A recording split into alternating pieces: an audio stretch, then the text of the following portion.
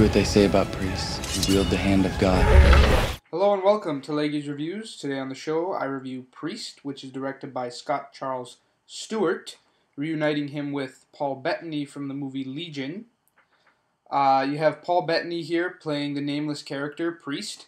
You have Maggie Q from the Die Hard 5, I believe it was. No, Die Hard 4 as the priestess. You have Carl Urban as the Black Hat, who's the villain. And then you surprisingly have Christopher Plummer in there for, maybe 20 or 30 minutes of the film. The story pretty much revolves around this post-apocalyptic world that is now ruled by the Catholic Church. So what you have is, you have these, this raging war going on between vampires and humans, and it's been going on since the medieval era.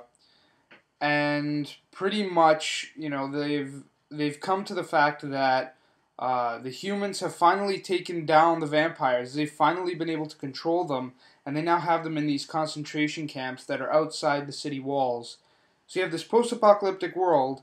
You have this separate section of the, of the wasteland that's walled off, that's all ruled by the Catholic Church. The people look towards the Catholic Church for safety and security, and then you have another section of this wasteland that's secured off, it's locked off with vampires.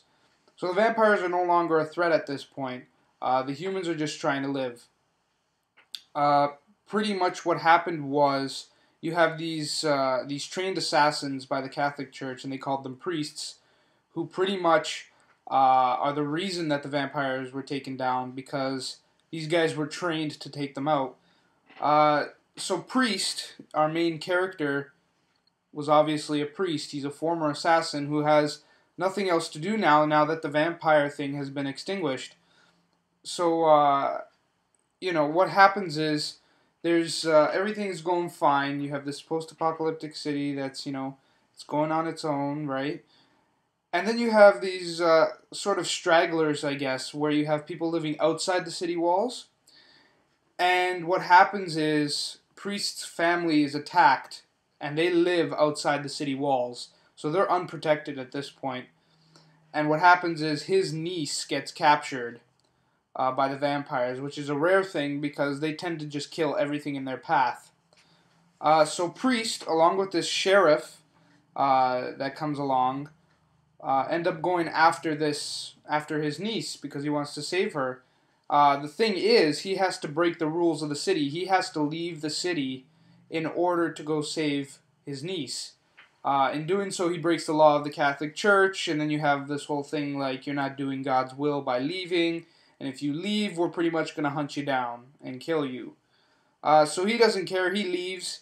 At this point, then you have Christopher Plummer saying, okay, listen, I'm gathering the remaining priests. You guys got to go after them and take them out. So that's when Maggie Q enters, the whole picture. She's one of the assassins that's tasked with taking him down.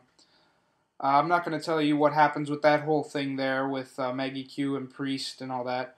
But pretty much that's the bulk of the story, okay? In terms of whether or not I liked this film, I loved this film. I thought it was extremely stylistic. After all, it is based off of I believe it's a Chinese or Japanese graphic novel. I would definitely, it's definitely intrigued me to read this graphic novel because it's an interesting world that they've created here on film, and it's definitely reminiscent of to that of Legion, which was the last movie that the director has done.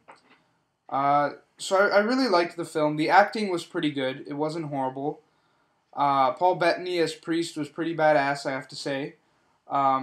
Maggie Q wasn't in there for too long. She's just in there for a short little while. Christopher Plummer plays the, sort of like the overseeing priest. Carl Urban as the villain was pretty cool. I liked him a lot. And, pretty much all in all, it's an action film that's a little more serious. So it's not just like one of those big blockbuster sort of films with tons of explosions and whatnot. It has that little bit of a storyline underlying all the action, which I liked. because you didn't have too much action, you didn't have too much story, so it wasn't boring and it wasn't completely, you know, out of this world action. Although I do have to say some of the action was a little campy and cheesy, but I don't mind that. In the end, if it's entertaining, it's entertaining. So I'd have to say I'm giving this movie an 8 out of 10, and if you're willing to go see it in theaters, I definitely recommend it. Thanks for joining me here on Leggy's Reviews, and join me next time when I review Mongol.